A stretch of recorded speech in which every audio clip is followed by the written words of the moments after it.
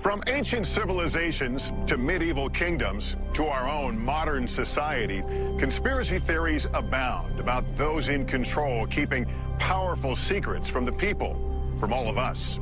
And while the allegations may vary, the overarching questions remain the same. What are they hiding? Why are they hiding it? And where is it hidden? Secret government warehouses. Where are they? And what secrets do they hold? You can't apply federal laws to a non-existent place. Tonight, an investigation to find out. How do people get in here? We'll travel the world looking for answers. From powerful Washington insiders. Could there be military bases we don't know about? At an abandoned military base in Montauk, New York, with investigator Richard Dolan. We're starting to see the disturbances already. In the skies above the legendary Area 51 in Nevada, with researcher Glenn Campbell. Helicopter 9660 Hotel, you familiar with that restricted airspace 3 miles to your west? All the way across the ocean to perhaps the biggest repository of history on Earth, the Vatican. Can we go into the actual archive now? Our investigation will reveal shocking revelations about secret government experiments on U.S. citizens. We were making human guinea pigs out of civilians. Cover-ups about the existence of UFOs. I couldn't tell them what I was done because it was top secret. Potential evidence from a secret base that may provide proof the government has been hiding the truth about extraterrestrial life for decades. It's certainly not human. It's so unusual. It's like nothing I've ever seen before. We'll speak to informants who divulge details about what's hidden and where. There's thousands and thousands of underground tunnels. And for the first time on network TV, bring you footage purportedly smuggled out of Area 51 of an extraterrestrial. Travel with us on a global expedition to find the truth about secret government warehouses.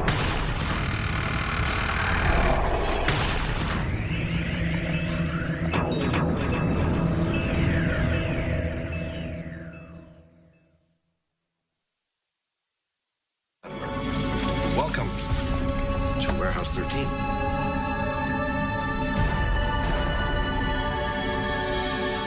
The secret government warehouse. It's a concept portrayed in pop culture that has intrigued audiences around the world for generations. What is this place? Officially, K39ZZZ on the North American grid. But I like to think of it as America's attic. In the sci-fi series Warehouse 13, 2 Secret Service agents are sent to a classified location in the middle of the desert. There, they are told they must protect a mysterious government facility full of historical artifacts that have potentially catastrophic paranormal powers. What you're supposed to do is hunt down whatever is threatening to ruin the world's day, neutralize it, and bring it here. You're gonna snag it, and bag it, and tag it. It may seem like a far-fetched idea, but we know there are locations around the world where governments are hiding things. On military bases, in government archives, in underground bunkers. Many of them pertain to national security. But are there other deep secrets inside these restricted areas? What are they doing in Fort Knox or in Area 51? What are they doing in the Vatican that I can't go in and see? The mere fact of refusing to let people in makes the people on the outside question why are they being shut out and what is actually happening in that secret area or secret meeting. Are there facilities we don't even know about, hiding things we should know about? Some say yes. I believe that there are large numbers of underground facilities throughout this world, a large number of Warehouse 13 type facilities. Everything's in its little compartment, buried away very, very secretly, whether it deals with mind control or UFOs or maybe secret biological weapons or what have you. Secrecy is the norm, not the exception. To answer these questions, we began our investigation in Washington, D.C. We've come to talk with John Podesta, former chief of staff to President Clinton, and a longtime advocate for government transparency, to get an inside perspective on just how extensive government secrecy may be. Has the government, in your knowledge, ever gone too far in keeping something secret?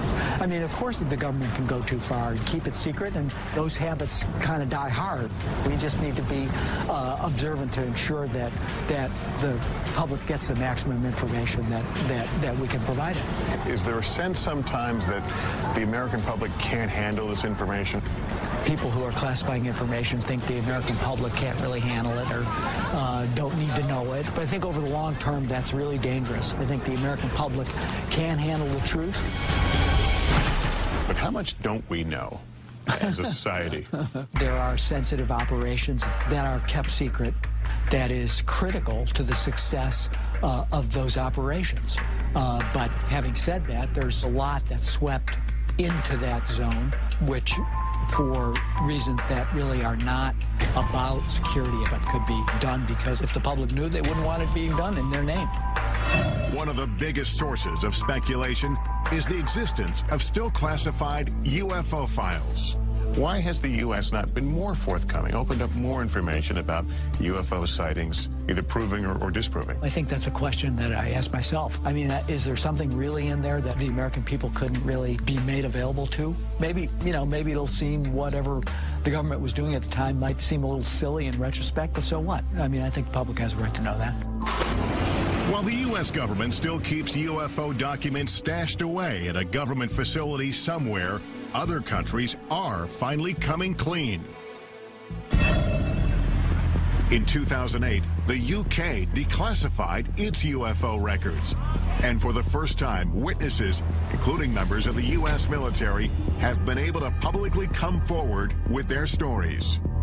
I couldn't tell them what I had done because it was top secret. Milton Torres is a retired U.S. fighter pilot. In 1957, while stationed in the UK, a strange assignment came over his radio. They had informed me that this was going to be an active firing mission.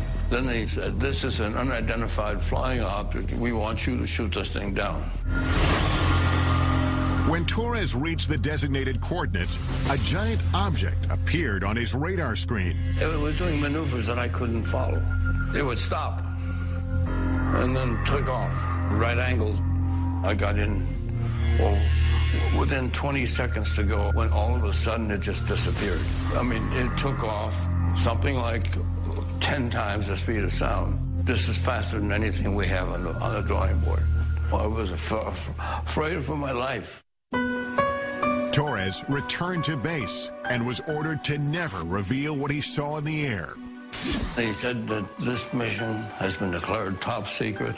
You're not to discuss this with anyone, not your wife, not your commander, not anyone. If you violate top secret instructions, you can go to jail. To this day, Torres does not know what it was he saw on his radar screen, but he has his suspicions. I don't think we're alone. And whoever built that machine knew a hell of a lot more than I did.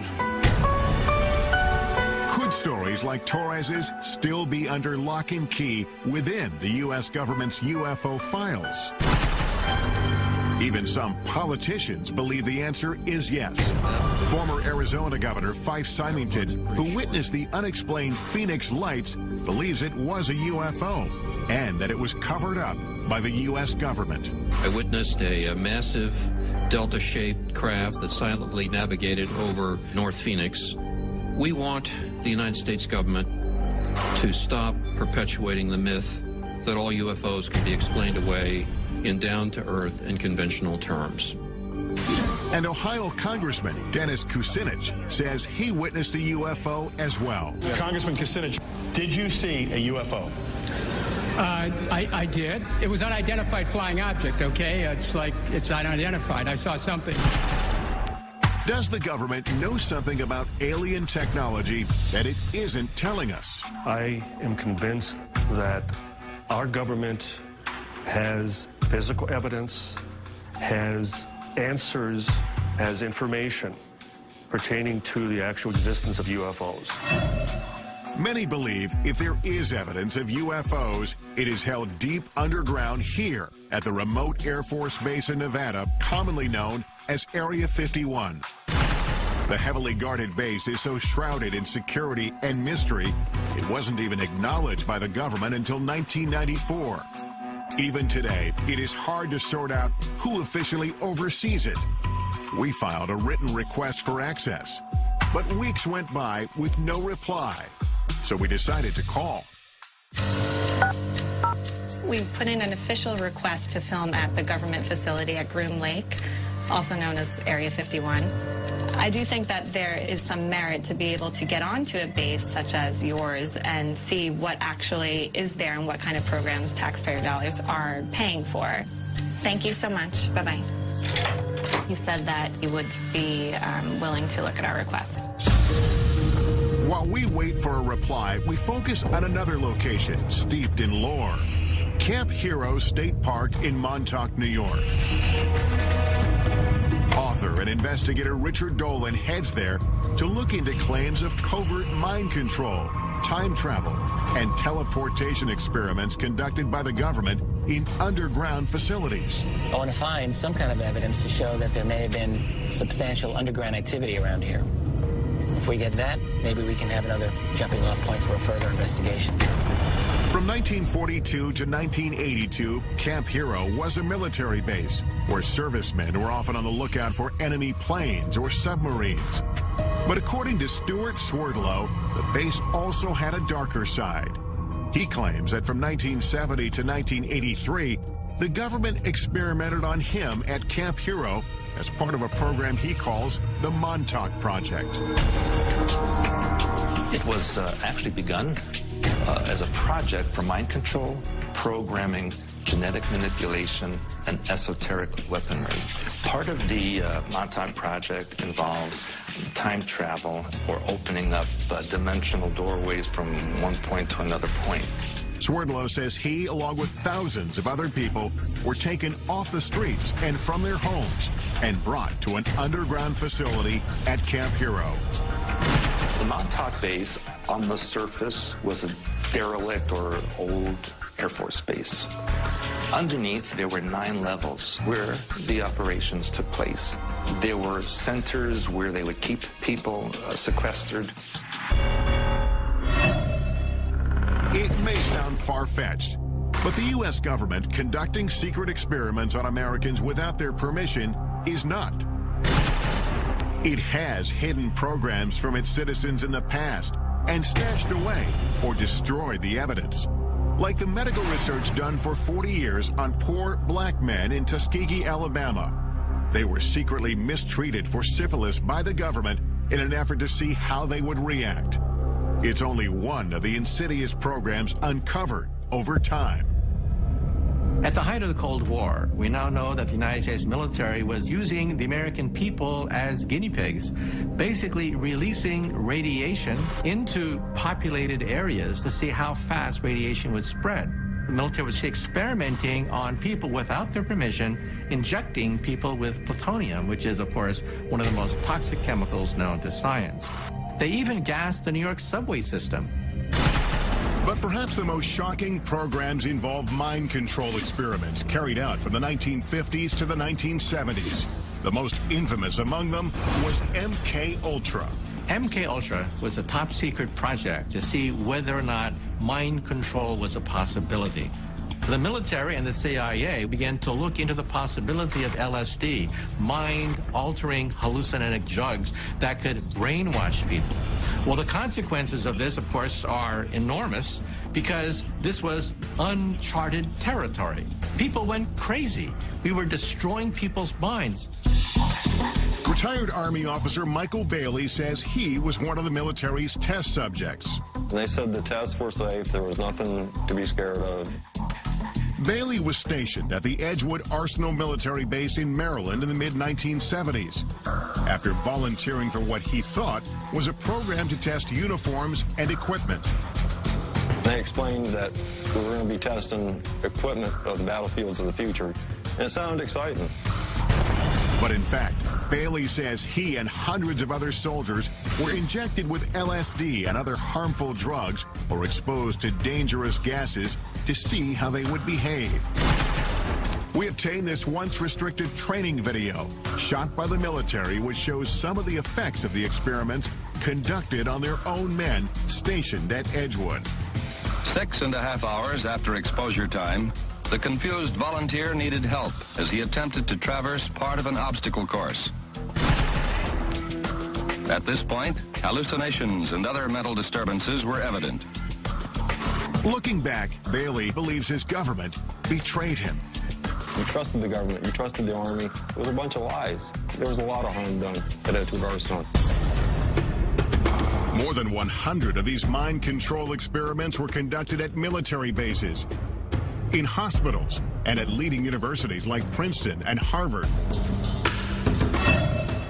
But these programs had some disastrous consequences. There were a number of suicides, a number of unsuccessful suicides. One man who had been dosed with LSD actually tried to commit suicide on his front lawn in front of his children and was in a what's commonly called a flashback state. The truth behind MK Ultra was only revealed in the mid-1970s. All the classified documents were ordered to be destroyed by the head of the CIA.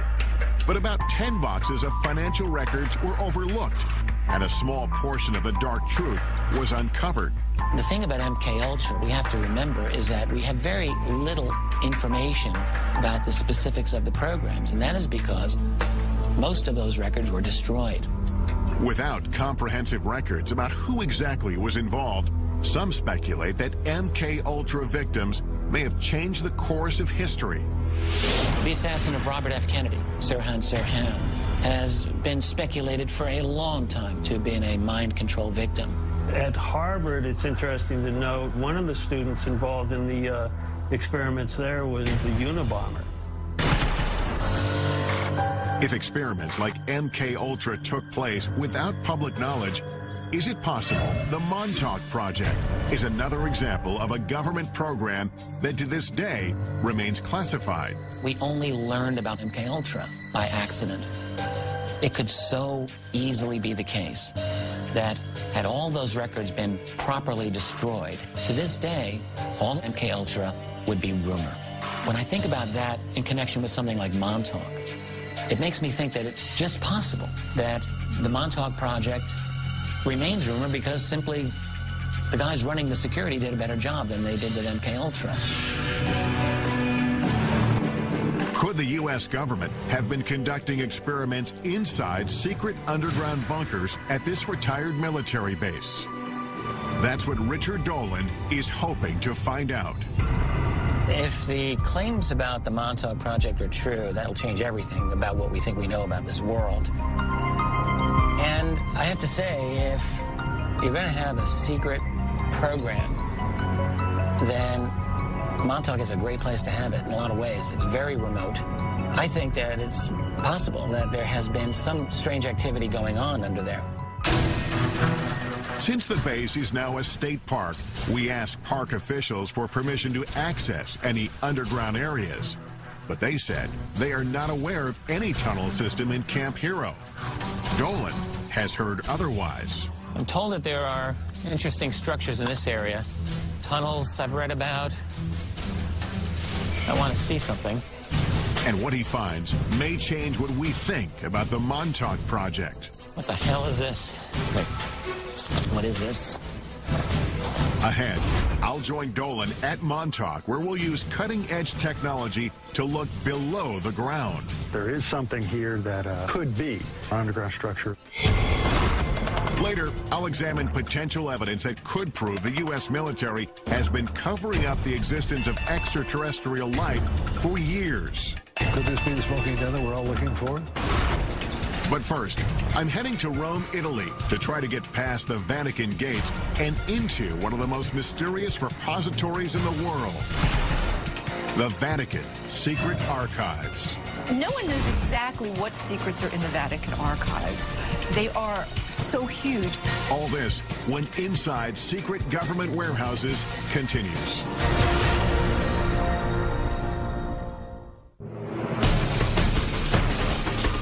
Our investigation into the world's most secretive warehouses brings us here to Rome, Italy, home to the smallest sovereign state in the world, but also one of the most influential. Vatican City. It is the headquarters of the Catholic Church and its 1 billion followers. And although its government rules over only 108 acres of land, the reach of its power has extended around the world. The Vatican is an intriguing place because it's the oldest continuously existing organization on the face of the earth. You can trace it back 2,000 years. The Vatican's role in shaping history is well documented, and some of it, like its support of the arts, is proudly on display here. It's one of, if not the greatest, repositories of art, history, tradition, theology, and written material in the world. It is a treasure trove. Behind me are the hallowed halls of Vatican City, and somewhere deep inside, the Vatican's secret archives. 52 miles of shelves holding thousands of documents. It is perhaps the richest repository of history in the world, and yet it is off limits to almost everyone. For years, scholars and citizens alike have wondered what's hidden inside. Is the Vatican guarding powerful secrets? No one knows exactly what secrets are in the Vatican archives. They are so huge, and scholars are rather limited in what they're allowed to look at. I don't know that we'll ever know everything that they have there. The secrecy and lack of access have stoked the interest of academics, writers, and even Hollywood. In the novel and later movie, The Da Vinci Code, it is speculated that the church might be hiding the truth about the bloodline of Jesus Christ. While in the movie Angels and Demons, an ancient document stored inside the archives holds the key to preventing a secret society called the Illuminati from exacting revenge on the Vatican. This way, please. The archives in the movie is a vast, highly secure, state-of-the-art facility filled with millions of documents. The chambers are hermetic vaults. Oxygen is kept at lowest possible levels. There's a partial vacuum inside. Could the real Vatican secret archives be a facility like this one? And could there be documents inside pertaining to explosive subject matter the church may want hidden? Like prophecies about the apocalypse, evidence of a supposed bloodline of Christ, exorcisms, or secret societies. Information that might alter our understanding not just of the church, but of history. Recent discoveries tell us yes. Vatican archivist Barbara Frale found a document buried inside that is key to understanding the Pope's role in the execution of the legendary Knights Templar. Many people believe that Pope Clement V led the investigation into the Templar Knights and disavowed them and led to their downfall. You have found a document. What does that document tell us about the story?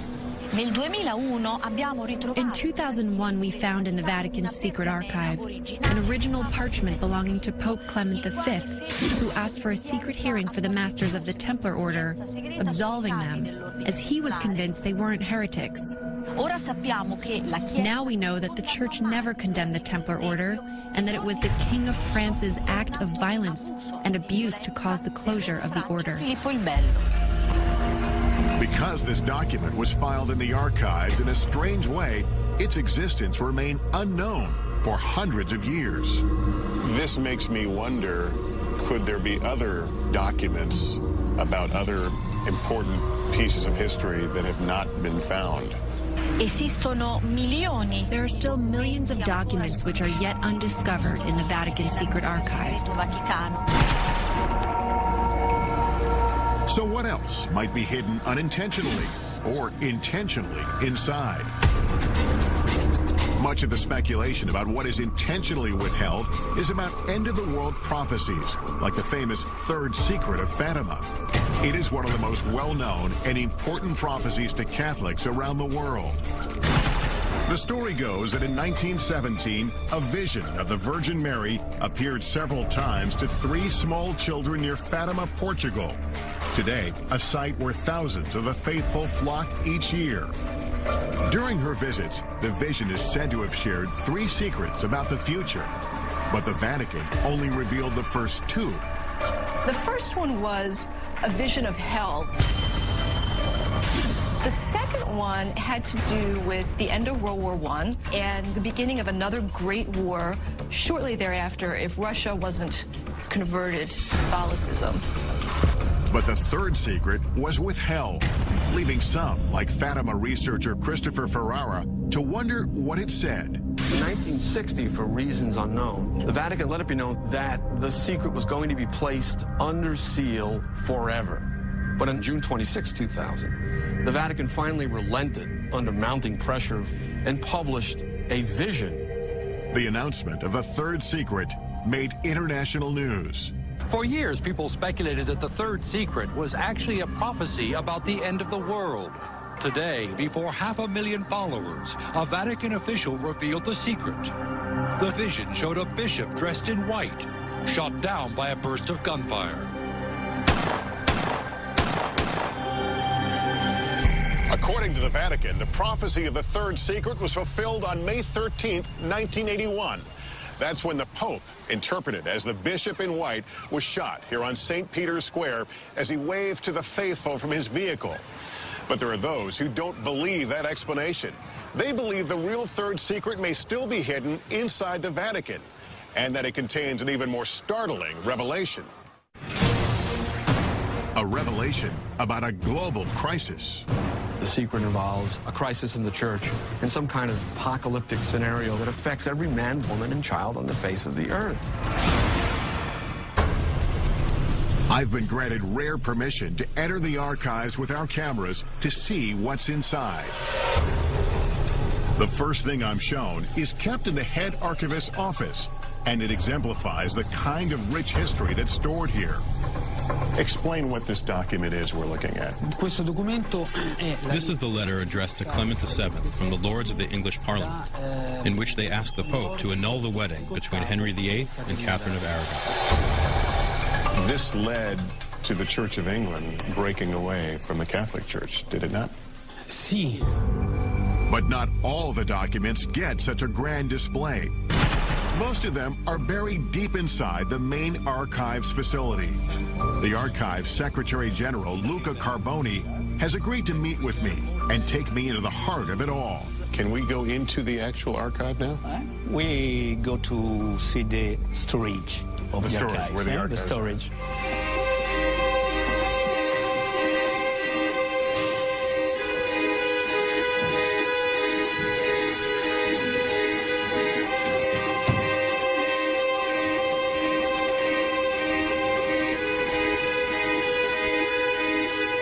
We arrive at the main facility, and I'm instantly overwhelmed by the massive number of files that are before us. We are standing amid the history of the Catholic Church, but this is also an important part of the history of the world, isn't it? The Vatican Archives is important in the world, unique because we preserve a continuous chronological space of over 800 years, from 1198 onwards. Documents as varied as records of medieval families to letters from the brilliant astronomer Galileo, who had famous battles with church leaders of his time, live on these shelves. So you have a correspondence from Galileo? We have a simple letter to a cardinal from Galileo. So that's Galileo's signature? Galileo's signature. From Florence in the 18th of December 1628. There is just so much here. Is it possible that there are things here that even the archivists don't know about? Yes. Each day we discover something new or something interesting. When you use the term secret here... Okay. Secret means private. Secret, in this case, doesn't mean things that no one can see. No. Only private. Private, but off limits to all but about 1,000 researchers handpicked by the Vatican each year. It's not hard to imagine how documents can get buried in this vast warehouse, either accidentally or on purpose. The Secrets of Fatima, would we find something about the Secrets of Fatima here? No. Here is not preserved. If I don't remember, if I remember well, it's not here. But then, where is it? Are there other secure places within Vatican City? Even within this facility, there are areas that are restricted, like the Parchment Room, holding some of the oldest and most important documents. Can scholars and researchers come here? No. Only the staff of the Vatican Archives. All your parchment are kept here? We preserve 50,000 of single parchment in this room on 2 floors. The air feels different. Is the climate controlled here? Yes, it's under control. And what is in here? Here we have the famous Templar trials. The 3 meters of parchment rolls. But we can't see it? No, it's close. There's no doubt that this repository is one of a kind. But the Vatican has not shown us evidence to prove or disprove the rumors of secret documents being stored inside the archives. So we're headed to Montauk, New York, to look for clues into claims of underground mind control and time travel experiments. And later, we're going to some of the most heavily guarded military bases in the U.S. to investigate reports that proof of alien life is stored inside. All this when Inside Secret Government Warehouses continues.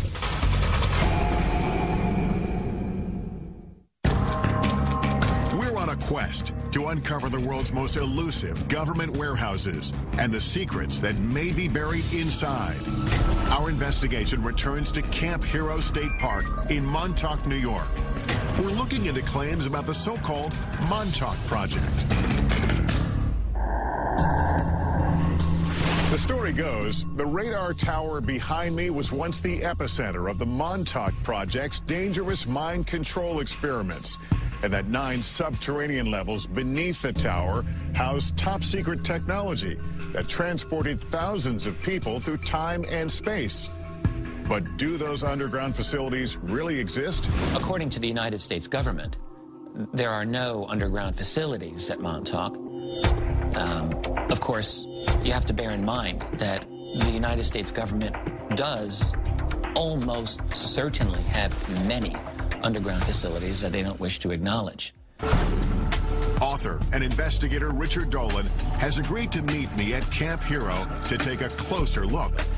Can we establish there's something underground? The thing that I've been thinking about is it's impossible to establish the veracity of the claims of the people themselves, but if we can bring some kind of instrumentation to take a look below the ground, I'm thinking ground-penetrating radar, we might be able to find out one way or the other if there's anything that we can notice. At least confirm some parts of the story. According to Stuart Swerdlow, he, along with thousands of others, were brought here to be programmed or mind-controlled. I was subjected to many types of experimentations, interrogations, indoctrinations. I was used in the time travel experimentation. To do this, Swerdlow says he was sequestered in facilities directly beneath the old radar tower. Deep underground, he says, there were 9 levels of rooms, and within those rooms was a device called the Montauk chair. Looked kind of like a dental chair that the person would sit on. There'd be a headset that would go over them. There were huge computer banks around that location. And they would be the psychic who would be sitting in the chair and generate thoughts electromagnetically into this device, which could be amplified and stored on the computer so that it could be amplified and transmitted. But mind control wasn't the only concept being tested at Montauk, Swerdlow says. According to him, they were also experimenting with time travel and teleportation using strange technology. It's like a huge mirror frame, and in the frame there is technology that creates vibrational frequencies that can match points in time and space, and you literally walk through. And that is how they transported people from Montauk. If Swerdlow's claims are true, it would completely change the way we see the world. Up to this point, time travel and teleportation have simply been concepts explored in pop culture, in movies like The Philadelphia Experiment and Back to the Future. But were teleportation and time travel experiments like these taking place at Camp Hero? We asked the military about the existence of these experiments and underground spaces at this former base. After speaking with several different departments and officials, we still didn't get a clear answer. But theoretical physicist Michio Kaku says time travel and teleportation are not possible with current technology. Claims about the Montauk Project talk about teleportation, time travel. But let's be blunt about this. The United States military, the most powerful military on the planet Earth, simply does not have enough energy to bend space and time into knots. Still, we know the government does have a history of experimenting on unwitting Americans, especially with mind control. So we've brought in the latest technology to help us determine if there's anything underground here.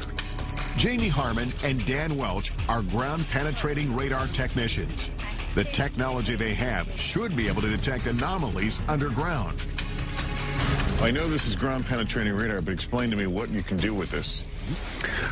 This orange box here, this is the radar pulse that's going down into the ground. When they meet something with a different material property, like stone or something metal, we'll get a reflection, which will bounce back to the surface. So if you see a man-made tunnel or something, it would show up pretty clearly on that? Mm-hmm. You know, it takes a little interpretation, but it will show up on the screen. Today, the area around the radar tower is completely off-limits, fenced off with warning signs. The park says it's because of concerns about falling debris, but Swerdlow says otherwise. The reason there's a fence around the radar tower is because underneath there is the main part of the Montauk base. They don't want people going in there. The entrance is sealed. But the park has granted us rare access to the restricted area surrounding the radar tower, with a stern warning not to get too close to the rusting satellite dish. It's pretty strong reflection. Our time here is limited, so we decide to split into two teams. Dolan goes to do a quick pass with his Geiger counter to see if there are any anomalies around the radar tower. It's basically reading at just under 10, which is very low. When he finds nothing strange, he goes to search for potential entrances into any underground spaces. Meanwhile, our ground-penetrating radar team gets to work surveying the area beneath the tower. Turn ourselves around here. And right off the bat, we start to get some strange readings. So, yep, we're starting to see the disturbances already. This is the very beginning of what we were expecting to see for the anomaly. So we know it starts here. Yep, and it's pretty strong. And we're looking at about 10 feet in depth. This being the surface here. So it's a very distinct start to it. Yeah. Mm-hmm.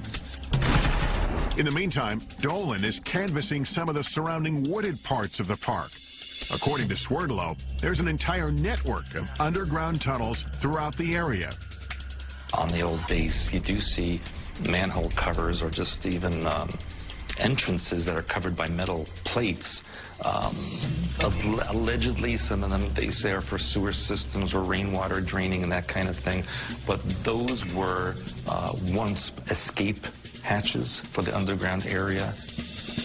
This is one of the many manholes that's said to be in this area. There's some water. There's a water pipe here. A ladder going down. It looks like it's been backfilled. All right, I'm going to regret this, I'm sure. I want to see how deep this is. I don't know if they could have been designed as a water drainage. Maybe there's a lot of water usage at that facility. Why do you need a ladder going into a water drainage hole? Dolan finds several of these uncovered manholes, but they lead no further than 7 feet down. So he returns to check on me and the GPR team. and we are getting compelling readings. We did a number of passes right around this area here, and down about 10 feet or so, it looks like we're getting the surface of something interesting. But you're also seeing it's rather flat. Mm-hmm. It does have a nice flat surface to it. So, you know, given this area here, the topography of this hill, how it slopes down, if something was flat, it might be more evidence that it could be, you know, more man-made. In other words, it appeared that it could be a roof of something that even went below. Sure, could be the top of a, you know, top of an underground chamber. It's the most compelling evidence. Well, it's about par for the Montauk mystery because it gives us a little bit of something, but not enough to really say yes. But here's the deal: it's about 10 feet below us, and if there are 9 levels, apparently we would only see the top level. That's correct. Yeah. So there's no way of knowing what would be beyond that.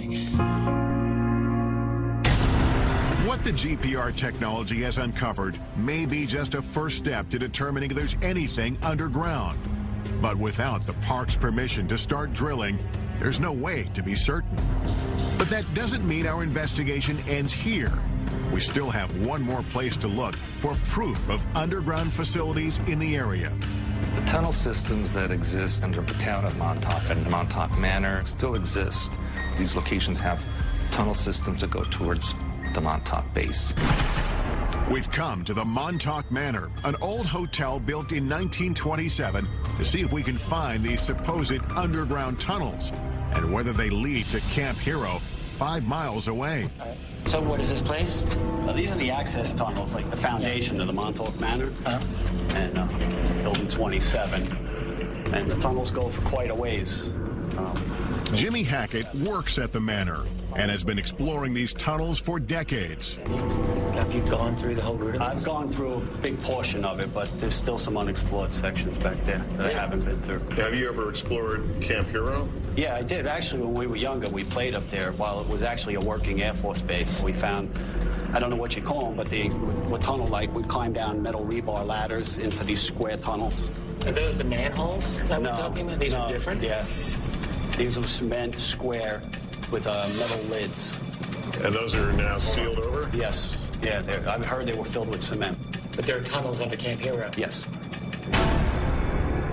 We start to make our way through these tunnels. They quickly get lower, narrower, and harder to navigate, with no end in sight. Well, we can get through here. Let me get through. Watch our heads.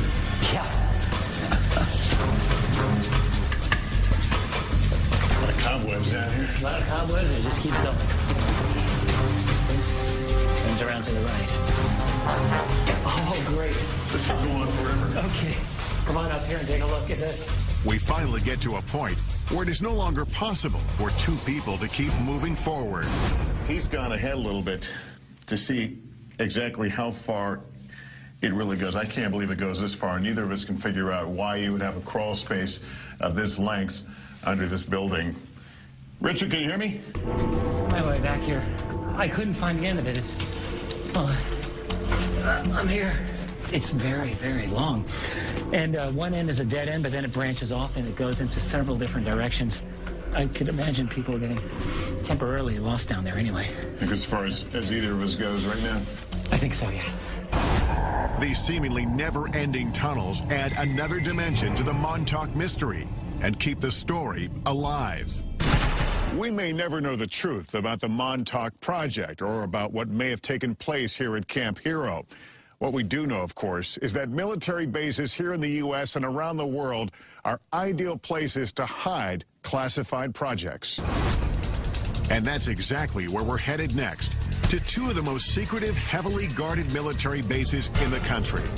Our first stop is Wright-Patterson Air Force Base in Ohio. Could the potential evidence we uncover there prove once and for all the base has been engaged in a cover-up of alien life? He says, forget you ever seen this, forget you ever worked on it, don't talk about it. And later, we'll head for the skies in an effort to get the closest look possible at Area 51, where alien technology and life is said to be stashed away. All this when Inside Secret Government Warehouses continues.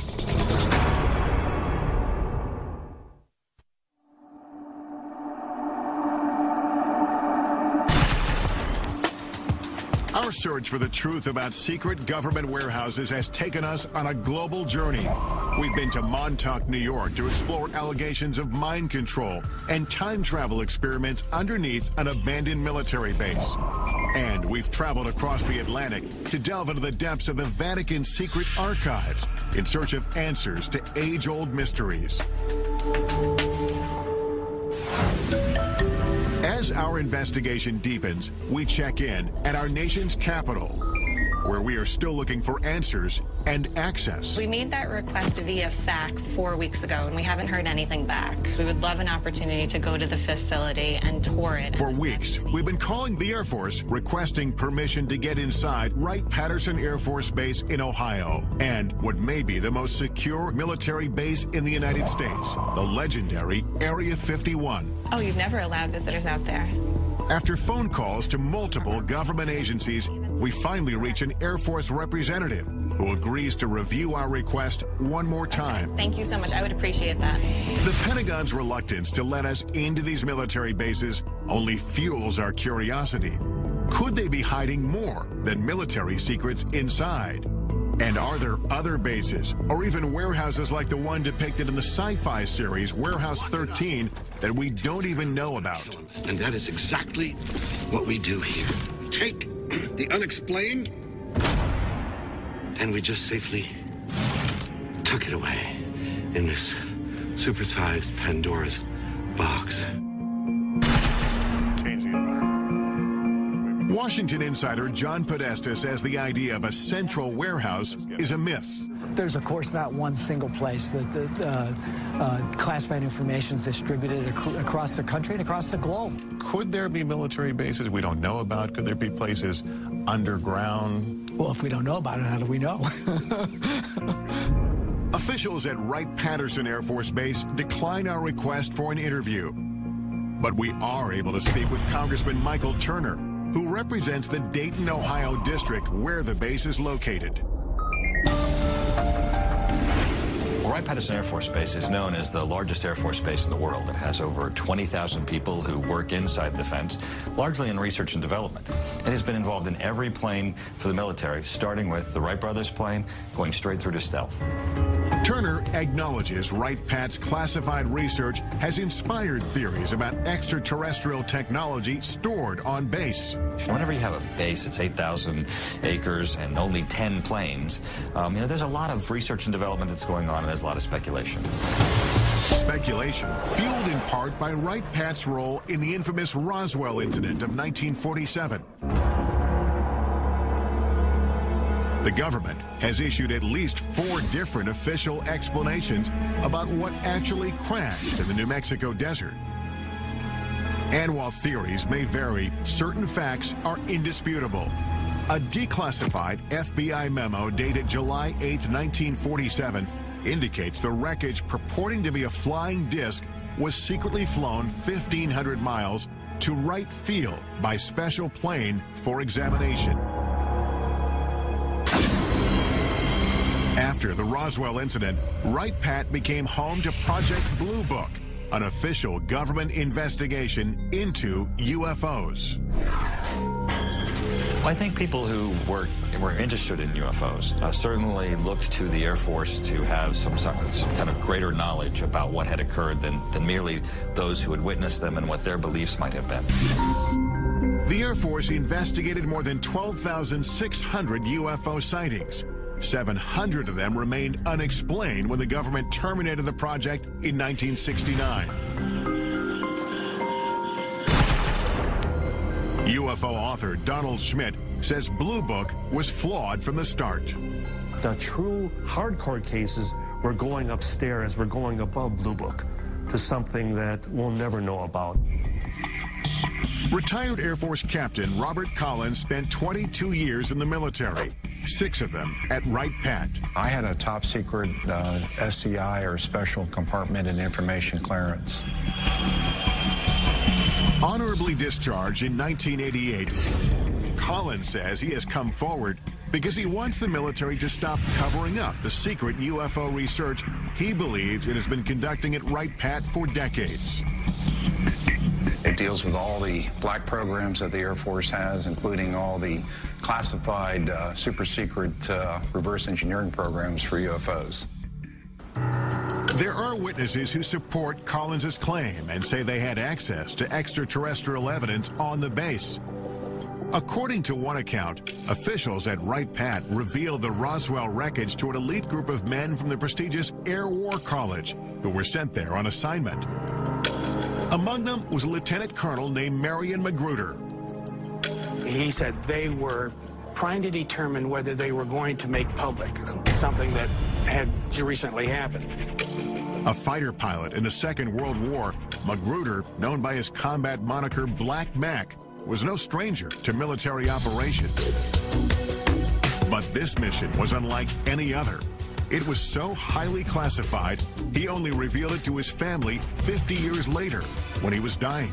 He said, I want to tell you that we're not alone. Magruder spoke vividly of a shocking encounter with an extraterrestrial being. He had quite a bit of empathy for him, and he said he was more humanoid than alien, but he had a much larger head, larger eyes, long, slender arms, thin little legs. He appeared to my father to be very sad. Magruder struggled silently with what he saw until the last days of his life. My father said we killed him because of the experiments and stuff. That had an incredible impact upon him. And it may be that his memories weren't all that haunted him. There would be some people come to visit him to discuss that situation with him. Whoever it was, and I never knew who it was very interested in making sure that secret was kept. The Air Force referred us to its 1985 fact sheet that addresses persistent UFO rumors. It says there are not now, nor ever have been, any extraterrestrial visitors or equipment on Wright-Patterson Air Force Base. Yet, over the years, questions have grown, suspicions sparked by testimony from former employees, including Robert Collins, who says underground facilities are strategically hidden throughout the base. Never find it unless you knew where to look. Coming up, reports of a complex labyrinth deep underneath Wright-Patt. And physical evidence allegedly from the base that may prove a government cover-up of alien life. I'm too old to worry about my reputation. And later, travel with us to the Nevada desert for an unprecedented investigation into Area 51. If the public ever really knew what happened at Area 51, they'd want to burn the place down. All this and more when Inside Secret Government Warehouses continues.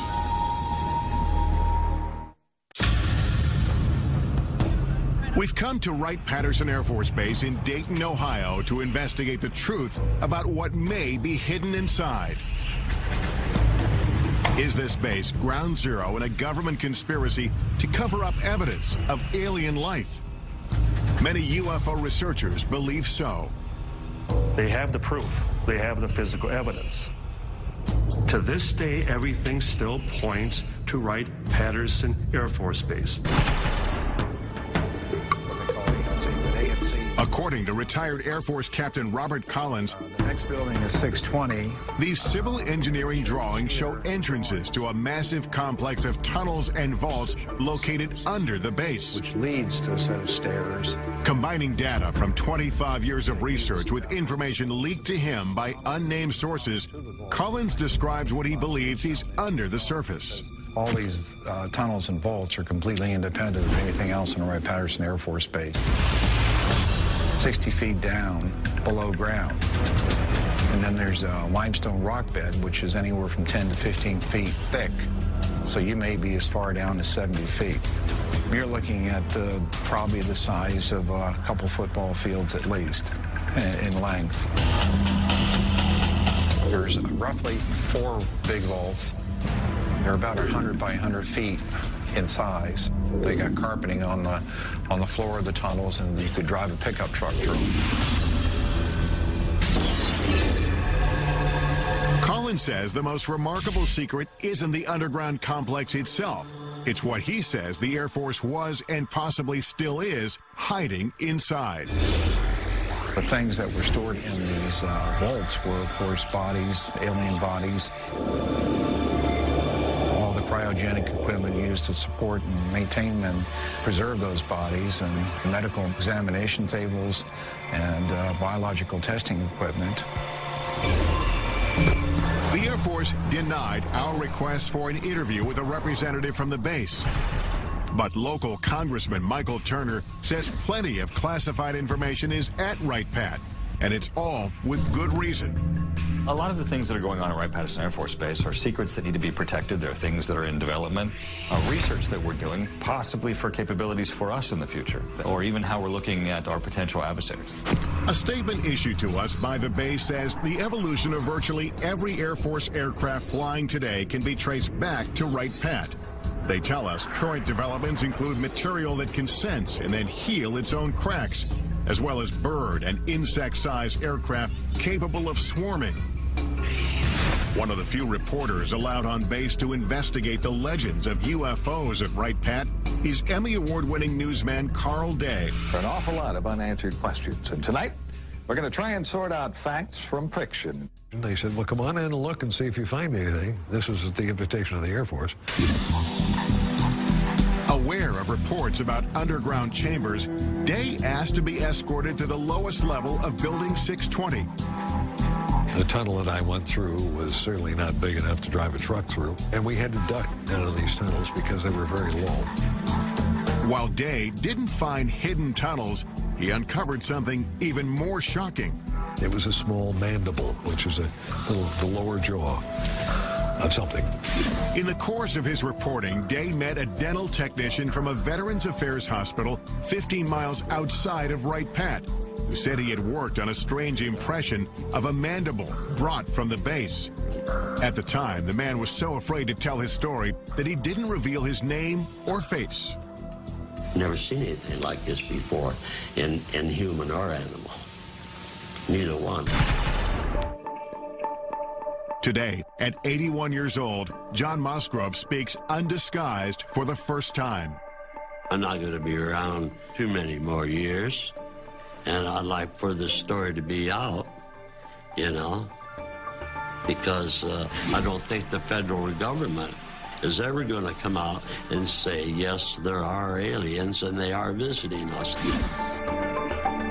Musgrove says that in October of 1979, two uniformed men he recognized as officers from Wright-Patt came to the VA hospital to obtain a cast of a dental impression. There was no blood and saliva. It was just dry as a bone. And I noticed right then and there I had something unusual. I thought to myself, my God, what have I got here? When Musgrove finished the assignment, his boss made it clear not to speak of what he saw ever again. He raised his hand up like this with the impression, looked at me and crushed it and threw it into the trash. And that's when he says, forget you ever seen this, forget you ever worked on it, don't talk about it. The impression was broken, but Musgrove dug the pieces out of the trash and put it back together so he could duplicate the cast. Convinced the mandible came from a skeleton stored at Wright-Patt, Musgrove gave a copy of the cast to Carl Day to investigate. But the case went cold when nobody Day showed it to could identify its origin. I didn't want anything to happen to it, just in case. So it's in a safe deposit box. And I've got the key. Day agreed to retrieve the mandible from his personal repository. There it is. This is the first time it's ever been shown on national television. I would love to know if this is indeed representative of true aliens' lower jawbone. You can imagine how small the head must have been. 30 years after the cast was made, pressing questions remain. Could this be the smoking gun that we're all looking for? And final proof that indeed we're being visited by aliens? It proves one thing. There's something other than human and animal. Coming up, does this mandible hold the secret to extraterrestrial life? A leading dental anthropologist weighs in. And that's not even close. Right. But first, join us in the Nevada desert. Doesn't it make you wonder what's in there that has to be so secret that they kill? As we examine exclusive video that may expose what happens inside the most secretive military base in the United States. When Inside Secret Government Warehouses continues.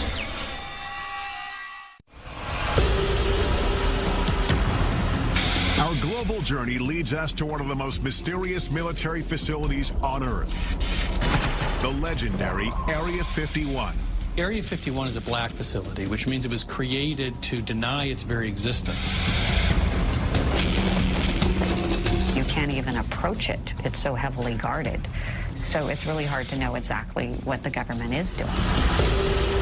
Government secrecy surrounding Area 51 has made the base so notorious that it's even depicted in blockbuster movies like Independence Day. In the film, Area 51 is portrayed as a massive UFO research complex, complete with flying saucers and alien bodies.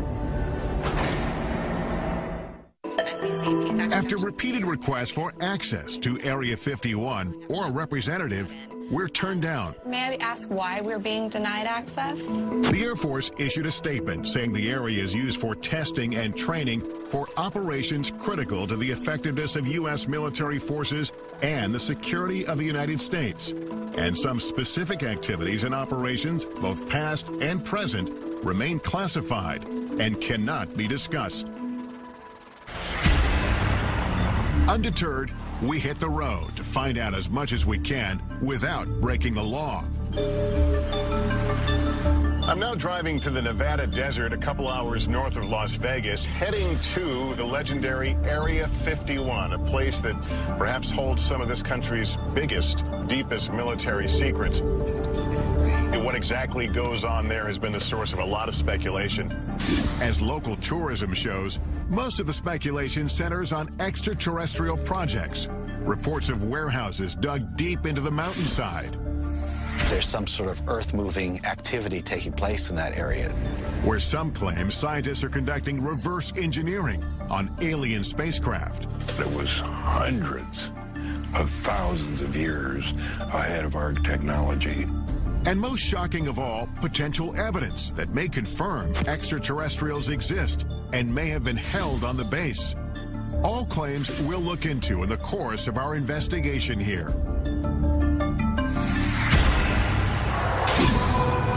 Area 51 has been veiled in secrecy since its inception. Established in 1955 as a covert test site for the U-2 spy plane, its purpose was to hide military projects. It was a place that was preoccupied with maintaining total secrecy. And secrecy then became its mission. The remote desert location, labeled number 51 on this 1950s map, seemed to be the perfect place for a black facility. But as the base infrastructure and activity grew, information began to leak out. The U-2 spy plane, the SR-71 spy plane, various stealth aircraft were all tested at this facility. And everything that we can see from the ground and the air indicates that this base is for aircraft testing. Despite full-scale Air Force operations on site, the government refused to acknowledge its existence. Not just initially, but for 40 years. Area 51 investigator and guide Glenn Campbell has been studying the facility since the early 90s. It was sort of like going to a drive-in movie. You could drive up and look down on the secret base that the government didn't acknowledge. I'm going to meet up with Glenn Campbell. Glenn and I first met up 16 years ago when I came out to this same desert trying to get answers about Area 51. This viewpoint we're heading to is Freedom Ridge. In this report I did back in 1994, we simply drove up a nearby peak and the entire facility was revealed. From our mountain vantage point, Dreamland is a collection of unremarkable buildings. Today, the military has expanded control over land around the base. So getting a good view won't be as easy. What will we be able to see today? Well, from the ground, we're not going to be able to see much. And I know you brought some so we have have satellite photos. Increasingly better satellite imagery over the years. Some of the stuff is incredibly good. Look at these runways and things. It's still the best way to see it is from overhead. Yeah, the security displays is part of the intrigue. That's what continues to raise the level of curiosity and even, conspiracy theories. The security here is intense. Look around. It's a good place to hide. It's a damn fine place to hide. Area 51 first gained public attention in the late 80s with an explosive claim made by a physicist named Bob Lazar. He said he'd been working on a top-secret project to reverse engineer alien spacecraft at a classified location near the base. He says, no, John, he said, I was in it, I touched it, it's real, it's ET, it's nothing that we could have produced.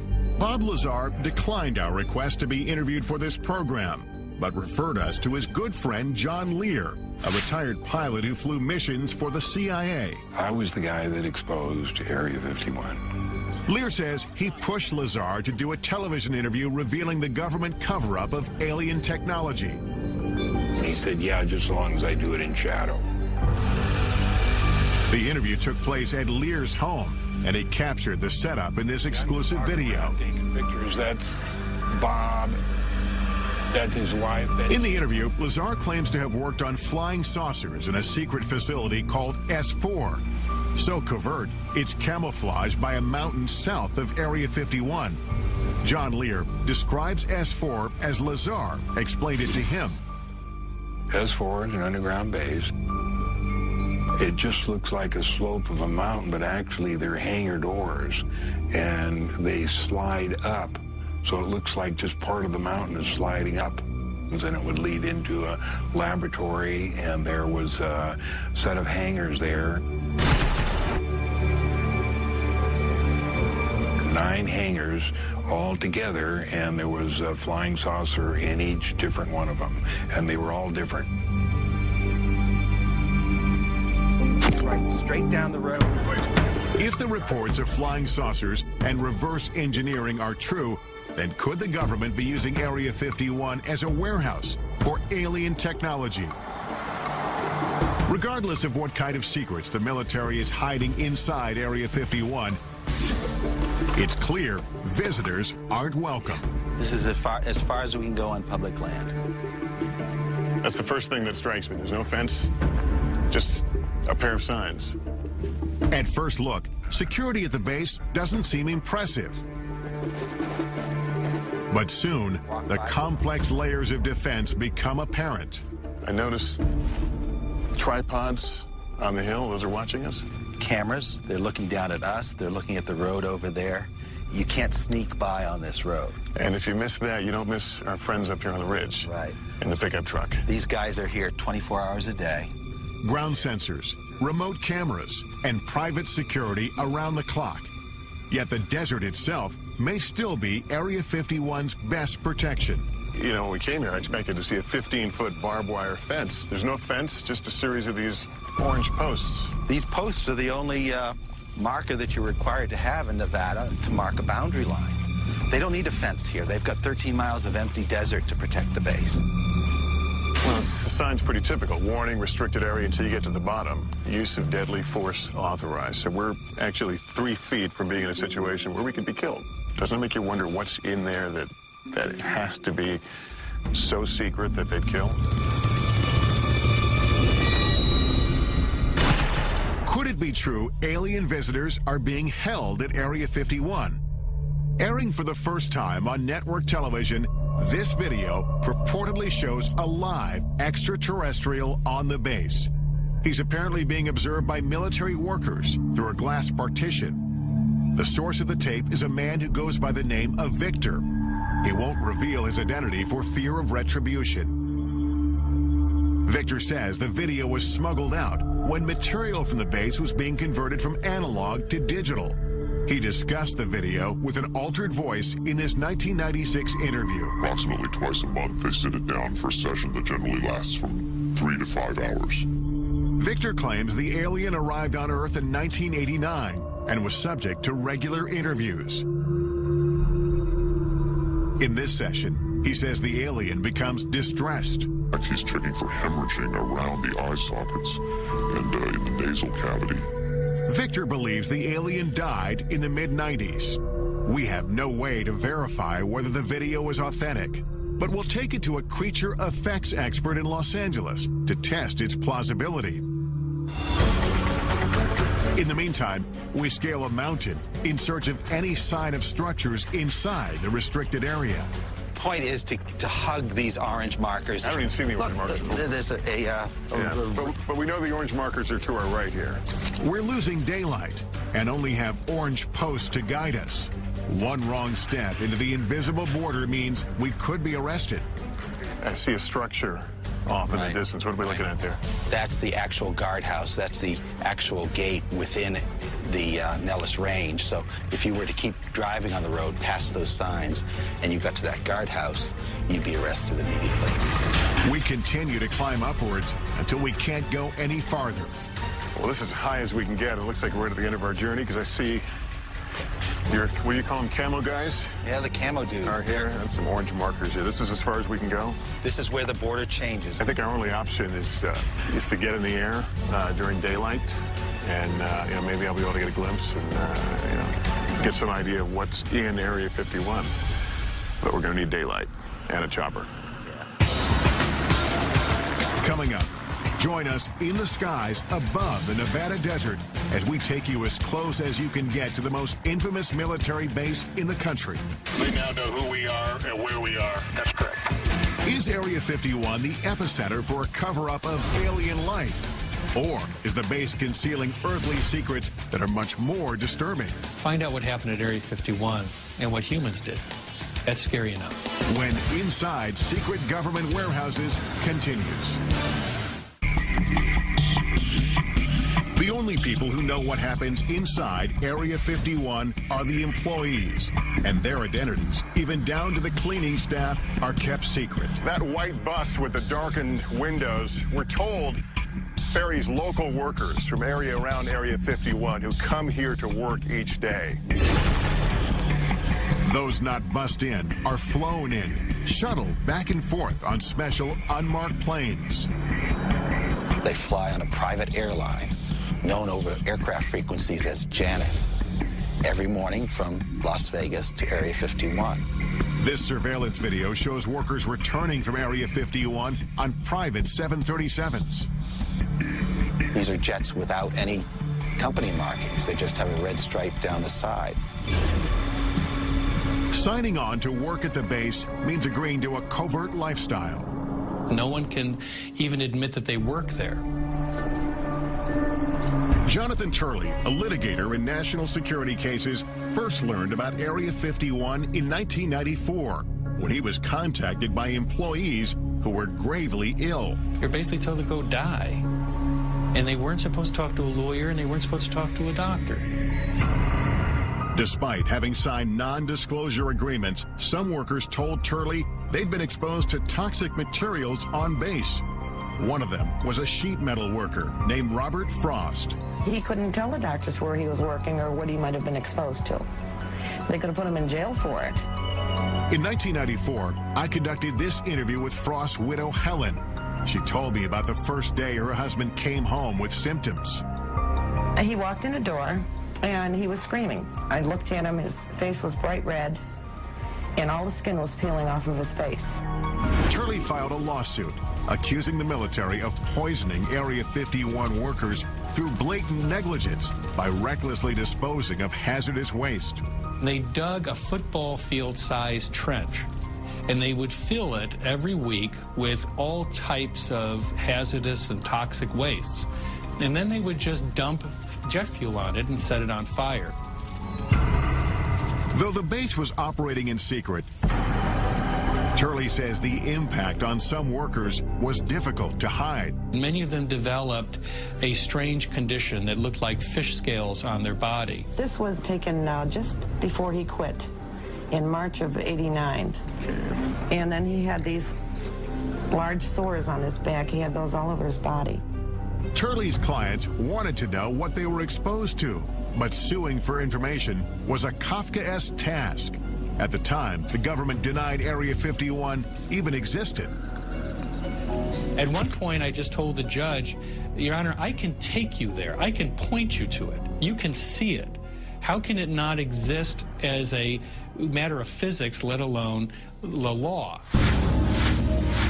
Turley says it wasn't until he obtained satellite photos of the base that the government finally acknowledged some operations in the general area.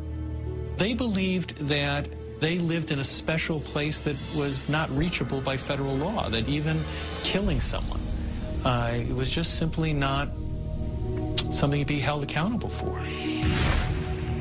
Eventually, Turley filed several lawsuits on behalf of sick workers. The legal battle lasted for 9 years. Some of his clients died during this time. The lawsuits succeeded in prompting the government to start conducting environmental inspections on the base as required by law. And as a result, the court found one of the cases to be moot. Another one was dismissed for reasons of national security. In the end, Turley's clients got no answers, and disclosure of the legal inspections prompted by the lawsuit was deemed subject to a presidential exemption. This means they can be kept from the public, and they have been to this day. This is a failure of immense proportions. It goes not just from the Air Force command at the facility, but extends all the way to the president himself. These were Americans. They had to be protected from their own government. Turley says all the stories about aliens at the base have provided the military with an ideal smokescreen. If everyone's looking for some galactic presence, they're not looking down on Earth for simple crimes. And so the government never really did try to kill the alien stories. They just wanted to kill the crime story. And so, public interest in Area 51 and its alien legends has endured. Tourists come from all over just to get a glimpse inside the border. There's all the signs and all the cameras watching you up in the hills and the guys in the trucks. It's like, okay, what do you really not want us to see that's back here? Like, what is it that you want hidden so well? Major land restrictions in the 1980s and 1990s have closed off nearly every reasonable land-based vantage point into the facility. So we concoct another plan. We really couldn't see anything from the ground, but we have another option. We've hired a helicopter, and we're going to go up and try to skirt around the restricted area and see what we can see. Campbell, please meet you. The sky is also now the focus for investigator Glenn Campbell, as he prepares to monitor activity in the restricted airspace above the base with high-powered surveillance cameras. I have 3 cameras recording 72 hours worth of video. These 3 specialized cameras will record continuously and capture anything unusual overhead, day or night. The idea is have Bald Mountain on one side, have this small peak on the other side. Looks nicer. As we await the results, I head off to do some aerial surveillance of my own. All right. You Tom? I'm Tom. It takes several calls before finding a pilot willing to take us anywhere near Area 51. Well, these are restricted areas, and why they're restricted areas, they don't tell us. How close can we legally get? Well, it's recommended that you don't get closer than about 2 miles to the border. Are we going to tell them what we're doing? No, we're not going to tell them. We're just going to tell them we're going to be doing some flying, looking the area over if they ask. Let's do it. All right. Okay, here we go. Squad 4373 and ident. 4373 with an ident for 9660 Hotel. They now know who we are and where we are. That's correct. During our ascent, we overhear communications between air traffic controllers and the unmarked government commuter jets. Janet 267, Nellis control radar contact, maintain 15,000. That airplane he's talking to is one of the Janet airplanes, like an aerial bus service. Once we've flown over the highest mountain, Area 51 creeps into view. I can actually see it from here. We're probably about 10 miles from the border. But just as soon as the base is within sight, a warning comes over the radio. Helicopter 9660 Hotel, you familiar with that restricted airspace 3 miles to your west?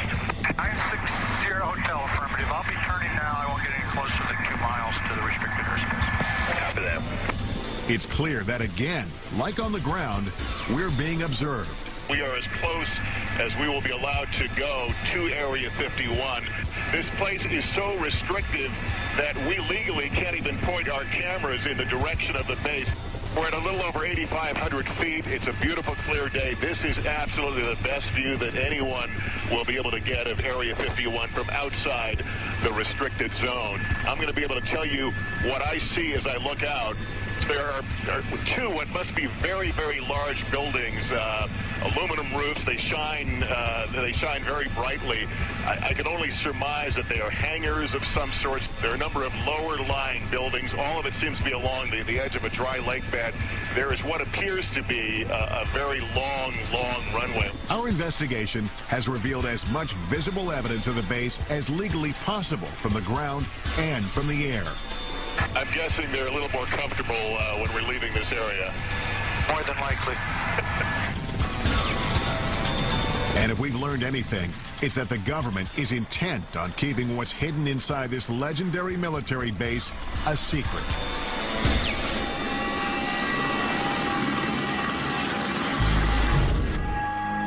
After 72 hours monitoring the sky, our video surveillance captures some anomalies. An eerie desert storm sweeps through the area. A bright light floats along the horizon after dark. And then we discover this glowing disc in the corner of the screen. Upon examination, the light turns out to be a car driving on the desolate road. The disc, however, remains unexplained. Campbell says it could be the moon. When you come to the desert and you look up at the night sky, you see more stars than you would ever see anyplace else. When you look up at all those million points of light, you got to be crazy to believe we're alone in the universe.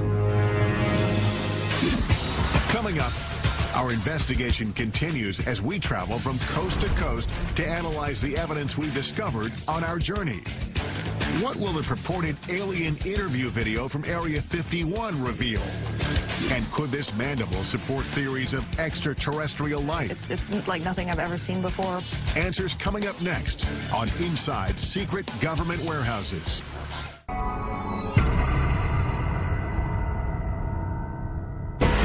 Our investigation into secret government warehouses culminates with analysis of the potential smoking guns we've uncovered.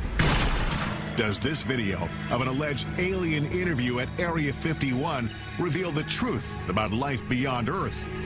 And could this mandible prove alien remains have been hidden on bases like Wright Pat for decades? We'll explore all the possibilities with top experts, starting with one of the most sought-after creature effects artists in Hollywood. I'm looking for that one piece of footage that is undeniable, that I can't look at or other people can't analyze to death. Kevin Yeager designs creatures, aliens, and humans for a living, most notably Chucky from Child's Play and A Nightmare on Elm Street's Freddy Krueger. Yeager agrees to analyze the video using 25 years of experience in puppeteering and film. The first thing that I saw, was an alien thing. It actually looked like it was alive. If you look closely, you can see there's a small little mouth. It kind of looks like it's, pursing and moving like a natural mouth would. It's got big doughy eyes. It's got a big head, and it moves in a pathetic way, and you want to take care of it, and suddenly your heart is involved. Just as Yeager starts to identify with the alien, he spots questionable movement. There's some quick, jarring movements that every now and then see this little jerk bobblehead that happens here.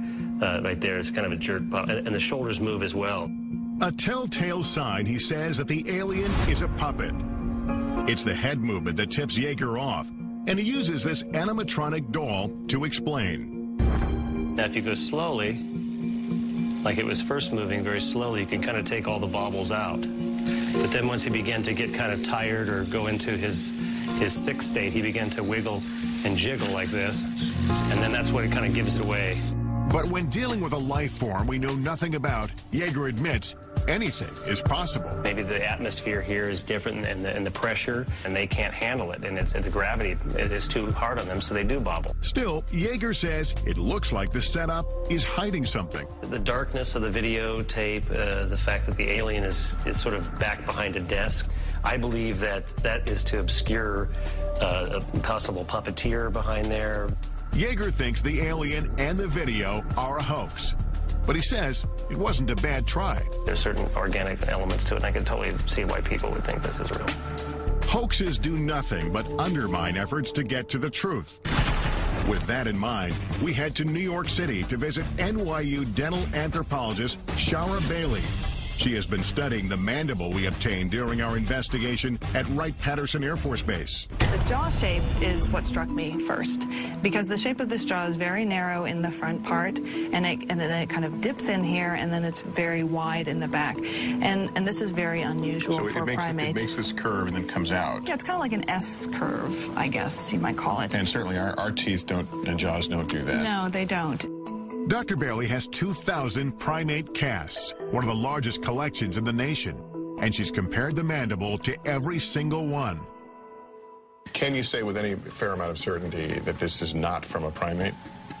Yes, I would put my career on it that it's not from a primate. Although Bailey can't match the mandible to anything she's ever seen, her examination of the cast does reveal new information. The cast was made from a skeleton. And this is of a living person. Because we see the gum here? Yeah, you can see the gum, and you absolutely can't see the gum here. The creature lost its teeth after it died. And there are also crypts. You can see that where the teeth might have been. The remaining teeth show it was an omnivore. It's something that eats both flesh and vegetables. And dimensions of the jaw indicate the size of the creature itself. This is a macaque, but it has a jaw similar in size to this.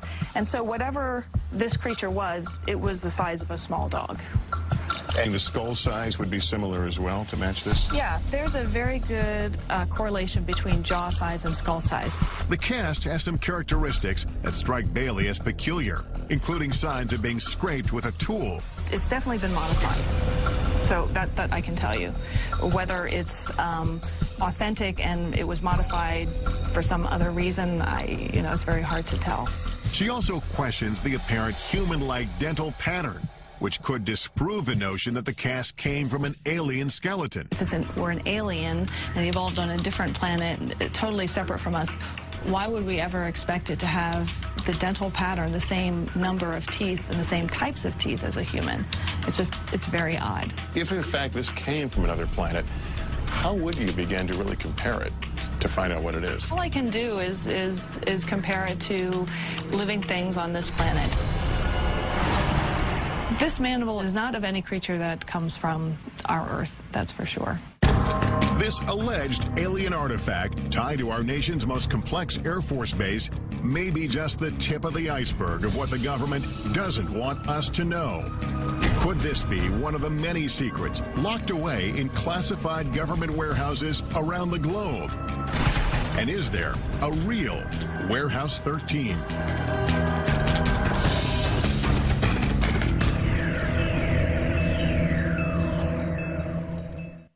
In the end, we can't say for certain what's below ground or hidden behind closed doors. What we do know is that there will always be information those in power don't want us to know about. And as a society, we have the right and the responsibility to keep asking, to keep pushing, to discover what they don't want us to know and why. I'm Lester Holt. Thank you for watching.